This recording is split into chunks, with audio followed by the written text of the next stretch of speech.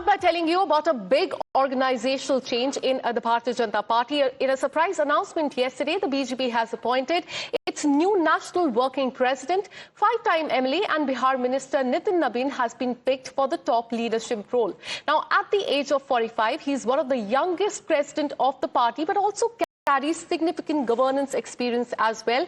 Now, before coming to the national capital, in fact, to the BJP headquarters here, Nitin Nabin, we're learning, has sought divine blessing. He will be leaving for the national capital in just some time. We're learning that he will be arriving at the BJP headquarters later today, and there will be a grand welcome that awaits Nitin Nabin at the BJP headquarters. Let me go across to my colleague Saket, who in fact yesterday got us that exclusive conversation with Nitin Nabin. Saket, what is lined up as far as the visit to the national capital is concerned? Because we're learning that the BJP headquarters is all decked up to celebrate the appointment of Nitin Nabin.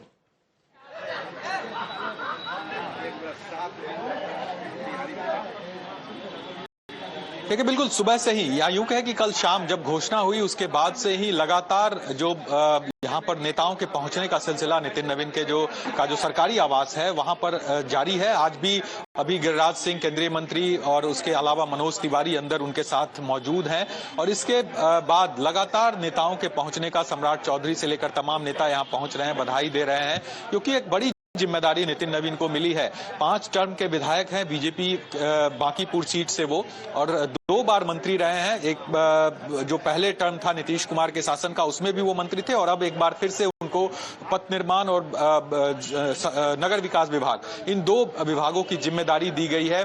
Chhattisgarh के प्रभारी रहे और उनके नेतृत्व में छत्तीसगढ़ में विधानसभा का चुनाव हुआ और वहां पर बीजेपी सरकार में आई, तो कहीं ना कहीं संगठन के लिए लगातार काम करने का अनुभव नितिन नवीन को रहा है।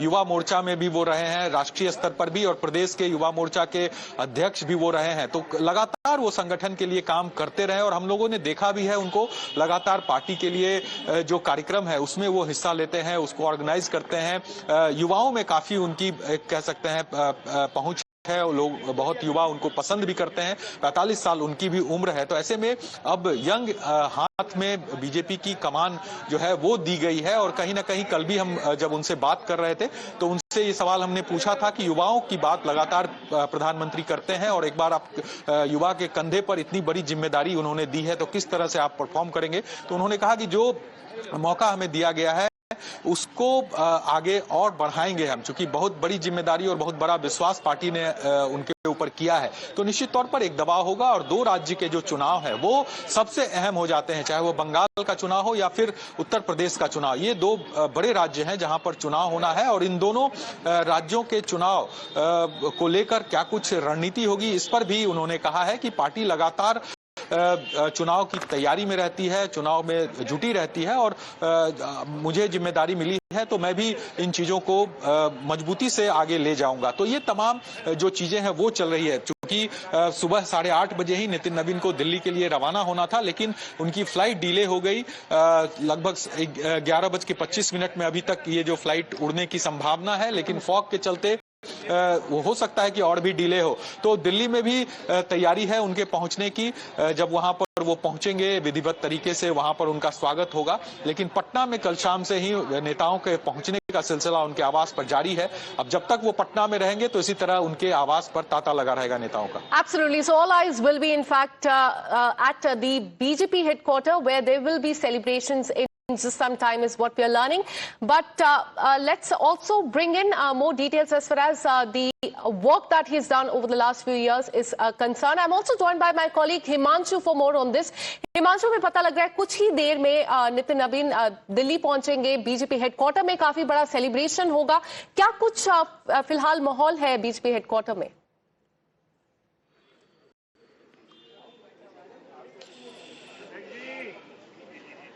सुनाई नहीं दे रहा यार। All right, we'll try and reconnect that line with my colleague, but let's tell you about the work that Nitin Nabin has done over the last few years. He's been with BJP Yuva Morcha and also handled the responsibility of as a state co-in-charge when BJP won a 2023 election in Chhattisgarh. Have a look at what he said. हमारे साथ नितिन नवीन जी खुद मौजूद हैं। पहले तो बहुत बहुत बधाई आपको।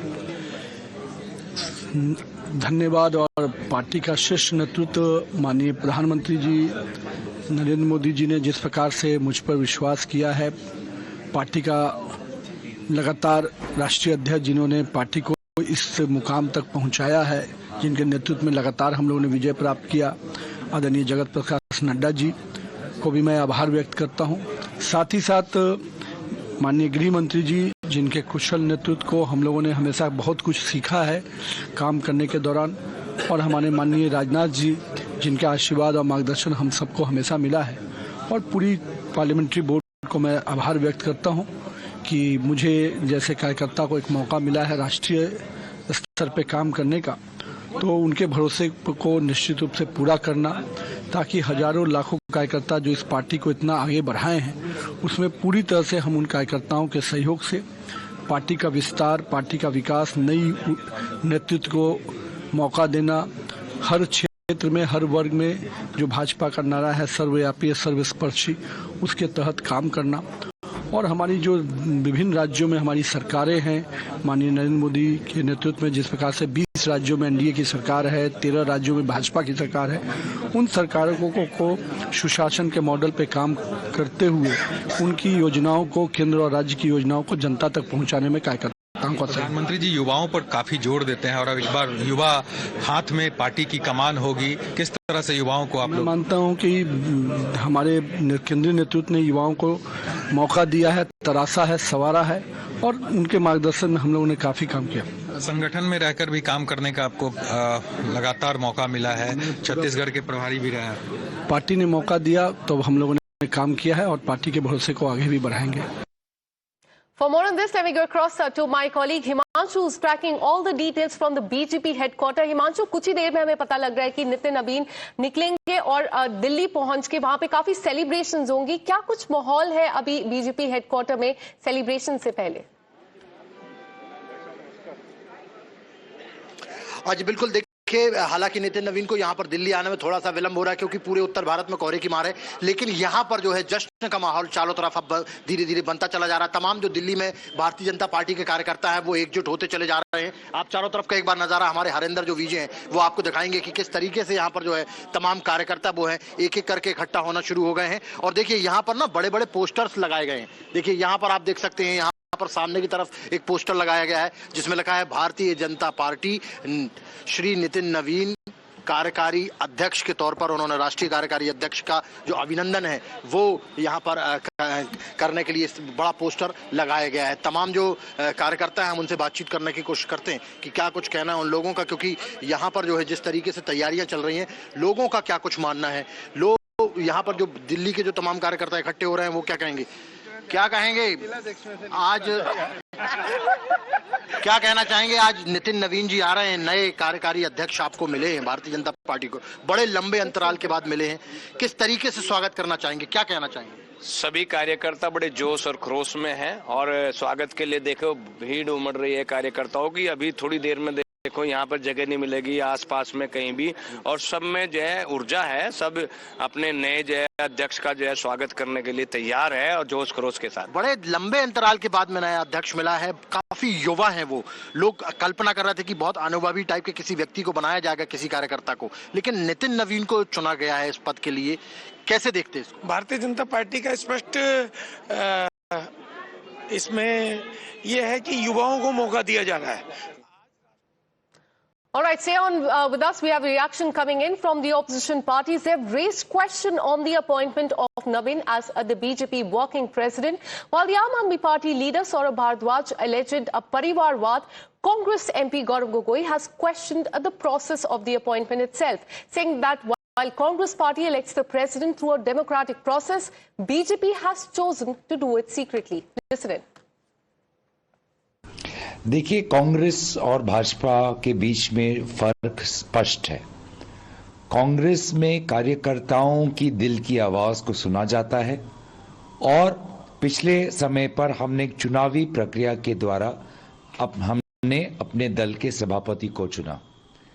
इस वक्त जो घोषणा भाजपा के द्वारा हुई है वो ना कार्यकर्ताओं के दिल की बात जानने के बाद हुई है, ना किसी प्रकार से कोई औपचारिक प्रक्रिया के द्वारा हुई है।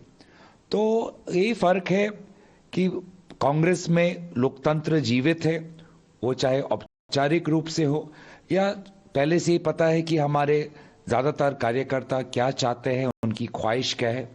और भाजपा जहां पर कोई लोकतंत्र नहीं, जहां पर कोई संवाद नहीं, अपने गोपनीयता को वो ज्यादा उसको चाहते हैं, लेकिन उनके गोपनीयता में लोकतंत्र नहीं, उनके गोपनीयता में कहीं ना कहीं जो एक संवाद के प्रति जो उनका मन नहीं है, संवाद के विरोधी हैं, वो चाहे अपने ही दल के कार्यकर्ताओं के साथ क्यों ना हो, ये साफ साफ झलकता है।